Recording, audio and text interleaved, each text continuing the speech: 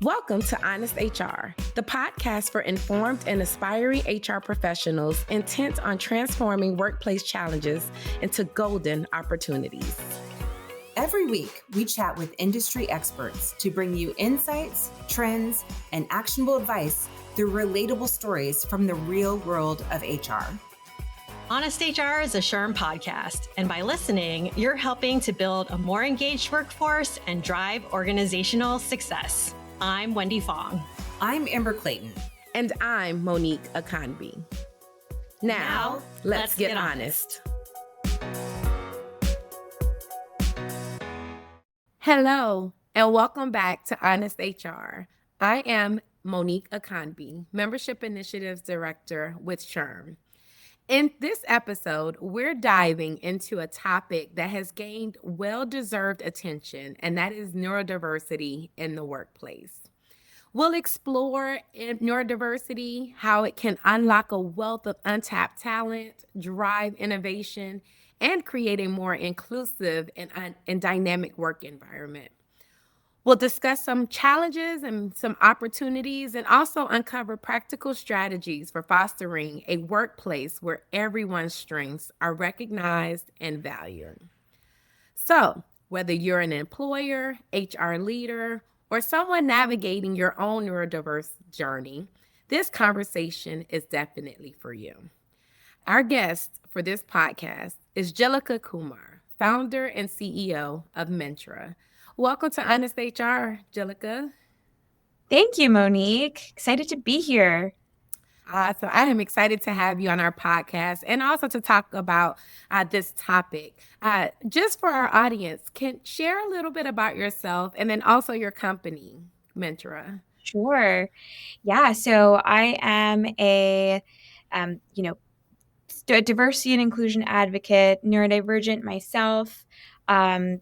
Building Mentra, CEO and founder of this incredible organization of both neurodivergence and non-neurodivergence working together to really build a synergistic workforce and workforce of the future. What inspired Mentra is my story with my brother Vikram, who's non-speaking or non-verbal, and him using technology at the age of 27 for the first time to learn how to type and express himself and share his first words, unlocked this myriad of potential that had gone overlooked for so long, for all of his life. And realizing that the cognitive potential of humanity right now that is not yet being fully tapped into the workforce was really what drove us to building our technology platform that really understands the brain, the neurotype, and can really match individuals with fulfilling careers. Awesome. That makes me think about my bonus grandson, actually. My bonus son, he calls me Gigi. I have a bonus daughter, and it makes me think about Kamari. And Kamari is 5 and is nonverbal. However, the most brilliant person I have ever interacted with. I mean, at the age of 3, he was reading and doing mathematical equations. And so I'm really passionate about this topic and really hearing about your brother as well. So we'll go into the questions. Very first one is, what does neurodiversity mean and why is it important to recognize it specifically in the workplace? Yes. So neurodiversity is quite an umbrella term, and that's intentional because it's recognizing the neurological diversity of all of our human brains. From various life experiences, we develop unique cognitive variations in how we develop, how we learn, how we think, how we process information, how we perceive, and our abilities, physical abilities as well as invisible forms of disabilities that can either, create a challenge in our lives or can allow us to excel in our lives as well. And so neurodiversity is recognizing sort of the duality of how our brains operate and the variation that comes with different walks of life. So, ranging from autism, epilepsy, dyslexia, forms of learning disabilities, to, even traumatic brain injury, PTSD, various forms of intellectual disabilities as well. Learning, we talked about dyslexia, that really influence how someone, can can interact with their world, and oftentimes presents unique yet sometimes subtle challenges that oftentimes quite a lot of individuals in society might question or wonder, why are they behaving differently?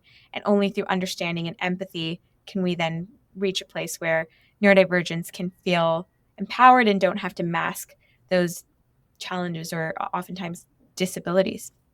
Yeah, and as we move towards creating a more inclusive and diverse environment, just even thinking about neurodiversity and challenging ourselves, just as you shared, and leading with empathy, really helps us be able to embrace individuals with neurodiversity experiences. I don't even want to call them challenges because they're all unique and they bring value. What are some misconceptions about neurodiverse individuals in the workplace?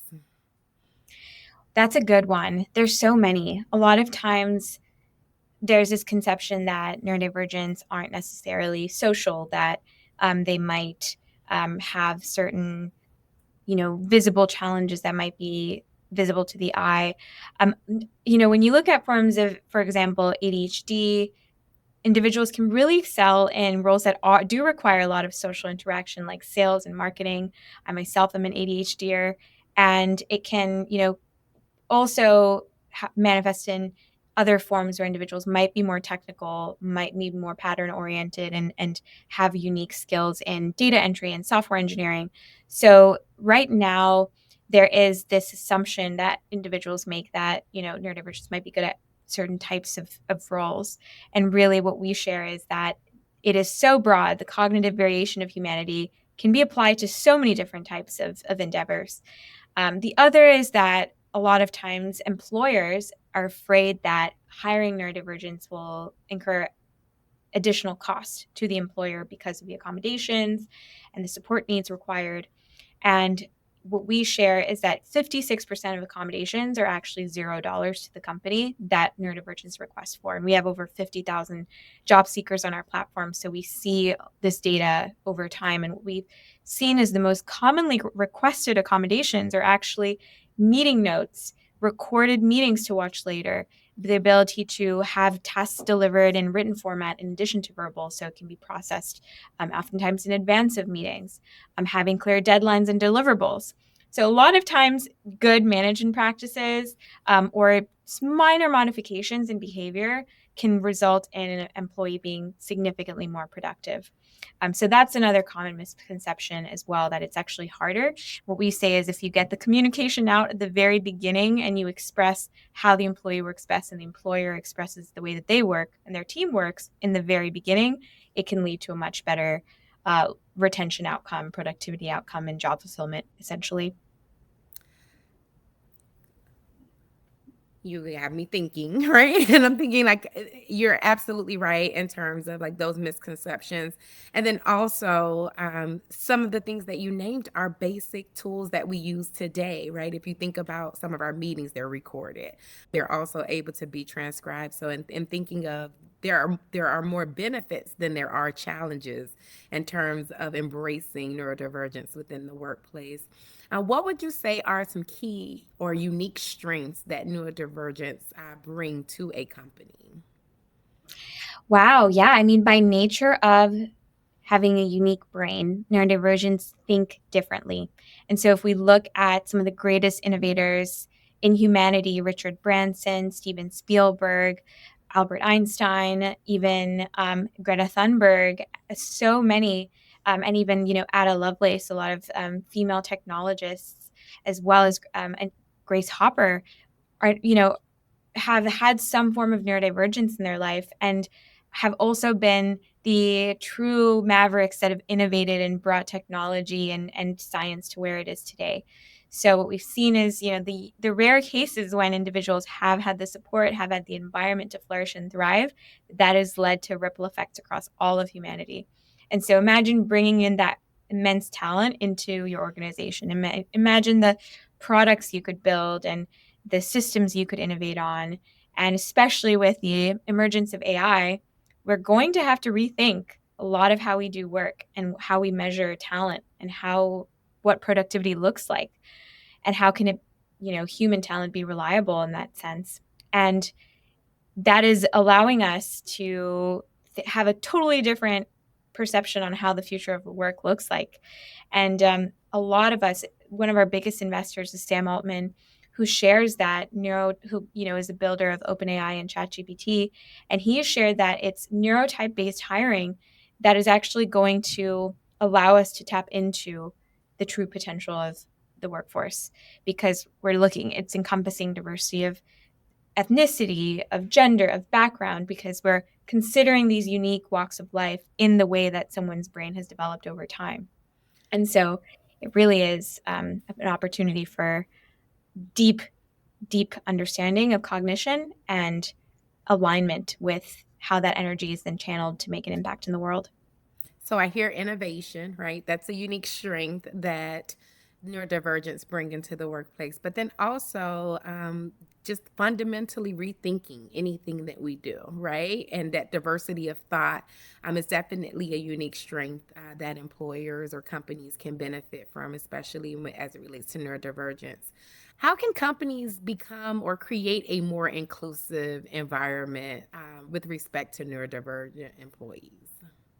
Yes, and just to answer on your question earlier too, I felt like there was something in addition to innovation to tap on, is a lot of our community, we see, neurodivergence, there's a huge affinity for certain types of tools and technologies and innovating. And your whole life, when you live with a struggle, oftentimes, you create mechanisms and ways to then adapt to the world. And that actually, it is what developed the entire field of accessibility.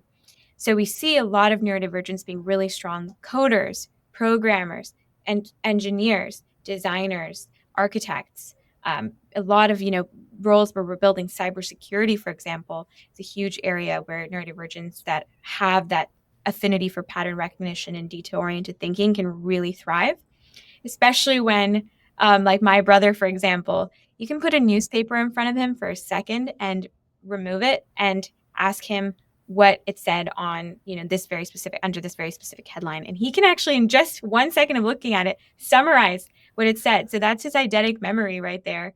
And so imagine applying that to roles, in the federal world or across different industries, finance, technology, even HR. So just to answer your question, a lot of opportunities for those unique talents to be applied, and some really great strengths in being able to leverage technology and innovate, and also be detail oriented and sort of build and be the architects of the future as well. So to your second question, can you ask that one again, please? Sure, absolutely. So how can companies create a more inclusive environment for neurodivergent employees? Yeah, great question. In terms of inclusive environments, there are so many different aspects that make up our workplace, right? There's how an employee interacts with their manager, which there's a quote, I think by SHRM, that your manager is your entryway into your organization. They're your first point of contact when you're interacting on your day-to-day, as well as recruiters. They are truly, the gatekeepers that ensure that individuals are coming in an equitable and balanced way.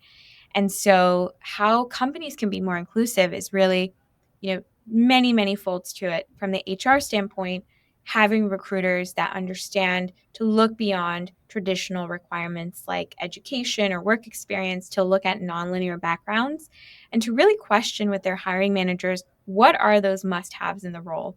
Are they really essentially required to apply this educational knowledge, or is that a nice to have? And that minor delineation process up front can screen in or screen out millions of candidates that might be a good fit. And so we say from, that perspective of HR, really considering non-traditional, non-linear backgrounds and pathways. Other ways teams can be more inclusive is managers understanding upfront, what the neurodivergent requires if they're employing someone or managing someone, what that individual needs to be successful. So for example, at Mentra, we've built working with me documents where employees can express here's how I communicate with my team. Here's how I best communicate with my manager, written or verbal. Here is how I like to schedule my day to be more productive. I can do more tactical work in the beginning and strategic work later on. And there's very nuanced information that we can understand to make the environment more inclusive, because now instead of a manager assuming that someone's not working or someone's not able to perform, it's a miscommunication and understanding how that individual needs to be accommodated in terms of their environment and their team structures and processes and daily deliverables. So, day-to-day things, minor adjustments that can be made to make the environment more inclusive, especially of individuals that think differently and might require that additional communication and transparency up front. So you gave us a few strategies on creating an inclusive environment, specifically for neurodivergent employees. If I am just starting my journey as an employer, what advice would you give companies that are just starting that journey to creating an inclusive environment? Yeah. First of all, that's an interesting question. So what would be the first thing to do? When it comes to, okay, I'm a hiring manager and I want to bring someone onto my team. Mm-hmm. The first thing that we often think of is, all right, let me write a job description. Let me structure this out. What are the must-haves, nice-to-haves? And what we realize is a lot of the JD format that exists today is not fully comprehensive of what is the day-to-day of the job going to look like? What times are they going to be required to operate? What's the office space? And so what we encourage when a hiring manager is looking to hire is, let me try to share as much information as possible about this role rather than the bare minimum, and allowing then for the recruiter to translate that into finding the candidate. So looking at multidimensional facets of an individual, not just technical requirements and what we call skills match, but also looking at the personality required for the role, the neurotype or the cognitive skills required for the role. What are the organizational values of this individual that align with the company? So in the same way that we think about neurodiversity of being such a wide spectrum, we also encourage recruiters and HR leaders to understand the nuances of what can cause an individual to succeed in the job, and not just compare a one-dimensional, one-to-one match, right? And especially with AI, the possibility of building those models where we look so much deeper into the data to make those matches, the possibilities are limitless. So that's where we encourage as that first step, questioning, as we talked about earlier, the norms, what's the must-haves, but also going a lot deeper into sharing knowledge about what the role entails to open up the pool. And what we deliver at the end of the day, which we're trying to get to, especially with AI, is here are the 5 best candidates that meet your role requirements based on that very holistic multidimensional data set that you've collected. So the possibility for it to be more accurate and aligned with that, that multidimensional match is really high. Awesome. And then what action can our listeners take to support neurodiversity in their own workplace? So they've created this environment of inclusion. What additional support beyond kind of the initial journey could be offered by our listeners can offer? Yeah, absolutely. So we just talked about the very start of the hiring life cycle. Once you go into actually employing someone, it's really important. We get this question a lot from our job seekers, is how transparent is the accommodations process within the organization? How open can I be to share my neurodivergence and not have it seen as a weakness, not have people treat me differently, rather understand why they might need to accommodate me in certain ways. And so whether that's a simple conversation with a manager and having that be easily, an easy platform to have that conversation, or whether it's a formal accommodations process, making sure individuals aren't othered, aren't outed necessarily, and also it's a part of day-to-day. So what we encourage with recruiters we work with is attaching in your email signature, if you want an accommodation, just fill out this form, or here it is in every email that goes back and forth. So it's just a part of the process. So same thing goes for resource guides on how to get your accommodations within your organizations. That should be upfront. That should be when an employee onboards into the organization, here's how you get the accommodations you need if it's ever requested, not something that's tagged along at the end that someone has to navigate a very complicated portal to find and then figure out how to be honest and open about a very personal matter that they might need support for.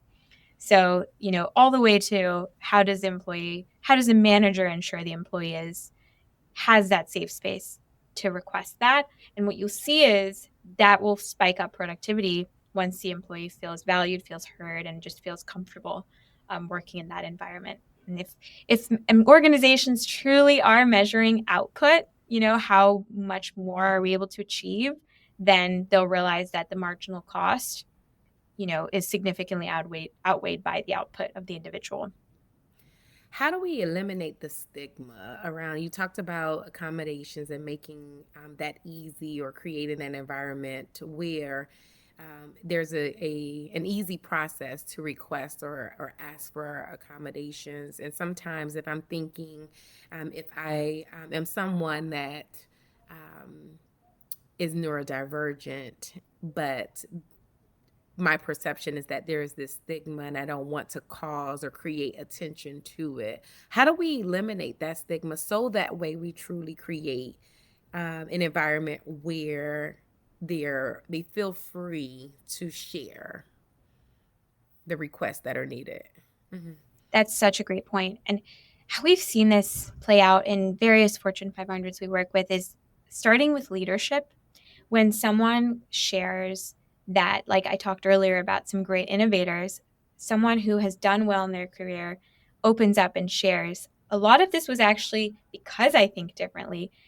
Here's a lot of the struggles I went through growing up. Here's how I was treated as an outsider and an outcast. And here's how I made my way in through this world to get at this outcome. That really creates a difference in perception of the conversation around neurodiversity, where now we're seeing it from a strengths-based perspective, a strengths-based lens, that then talking about, starting with that, leading with that, and sharing, here's the advantage that it allows me to see things in a different way. It allows me to have this part of my brain that excels in this very specific task. And also it comes with, I do struggle in these other things that, I hope you'll understand and work with me on, and something that we can build systems and processes for me to improve on. And just having a conversation where, starting with the benefits, the unique impacts, and then also balancing that with the strength, the challenges, can be a more balanced way of talking about neurodivergence. So it isn't stigmatized necessarily. And also just pointing to the facts, 1 in every 5 humans are neurodivergent. If individuals aren't openly expressing it, that means there's a high chance that someone you're talking to might be neurodivergent. So it's just a way of making the person you're speaking with aware that this is not only very common, it's also something that, when understood, can yield immense positive results, though it does come with its own unique considerations that might by society be seen as a weakness, however, can be conveyed in such a way that it actually allows me to tap more into my strengths rather than just being a weakness when it's accommodated for. Wow. Thank you so much. These are some really good nuggets. And I want to give you an opportunity as we get ready to wrap up this episode. Any final thoughts or honest thoughts around neurodiversity in the workplace, and what leaders, specifically HR leaders, can do to really embrace neurodiversity?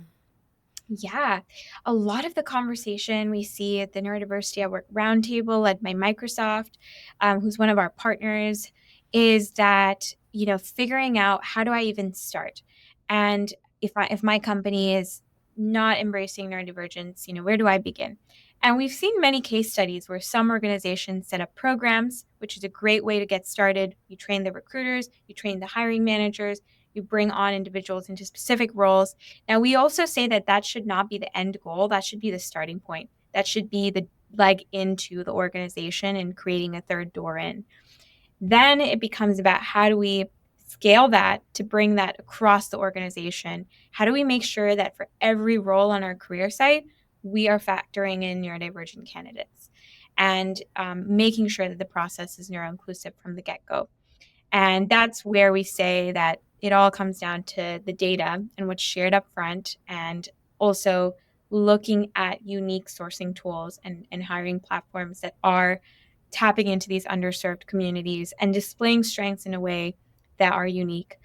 A lot of organizations we work with are actually boot camps, certification programs, assessors. So we're showcasing that no, someone might not have the traditional qualifications, though they might actually excel at your role for these reasons. Thank you so much, Jhillika, for being our guest on this podcast, on Honest HR podcast. So many great nuggets that you've shared, just even in terms of how do we create an environment that is inclusive and embraces neurodiversity in the workplace. If you haven't already, please subscribe and follow Honest HR however you listen to our podcast. Also, reviews have a real impact on a podcast visibility. So if you enjoyed this episode, leave a review and help others find out about Honest HR.